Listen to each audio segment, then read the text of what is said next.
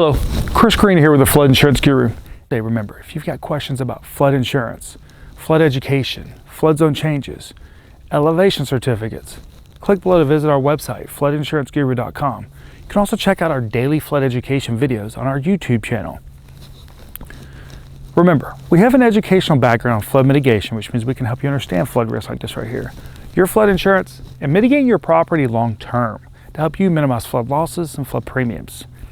Today we're talking about ice jams. What are they? What lessons have we learned from them? Remember, an ice jam is when we have something like an iceberg that goes downstream, starts to melt, and maybe causes a block with a bridge or something like that. In 2019, we saw this exact scenario play out in areas of Nebraska City and other parts of Nebraska, where the Missouri River had ice jams. And then you had lots of flooding that occurred upstream because the jams caused a lot of water backup. So what are your options? What can you do to help protect yourself this time of year? And what we're talking about is November, December, and January to help protect yourself if these things do occur in months of February and March, which is very common as you have the spring runoff that starts.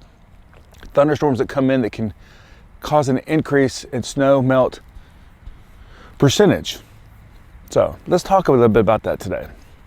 In the months of November and December, you should really start preparing for that spring runoff. And one of the reasons is that, many flood insurance companies have a 30-day wait period. And so you want to make sure that you have that flood insurance in place. Like in 2019 in the areas of Nebraska that had some major flooding, it happened in those months of February and March and even April. It seemed like even after that one event, they kept getting hit again and again and again, like Iowa did in 2018. And so it's really important to understand that one of the major flood threats for the Midwest area can be ice jams.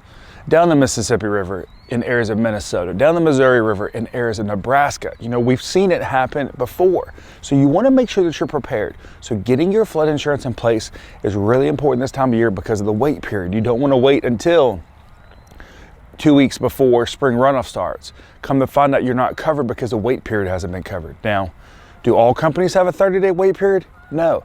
You can check out our video on wait periods to get a better understanding of what company has what wait period. But when it comes to the National Flood Insurance Program, there is a 30-day wait period if it's not for a loan closing and if it's not for a newly mapped area. So if you've got questions about flood insurance, make sure to click below to visit our website, floodinsuranceguru.com. Thank you.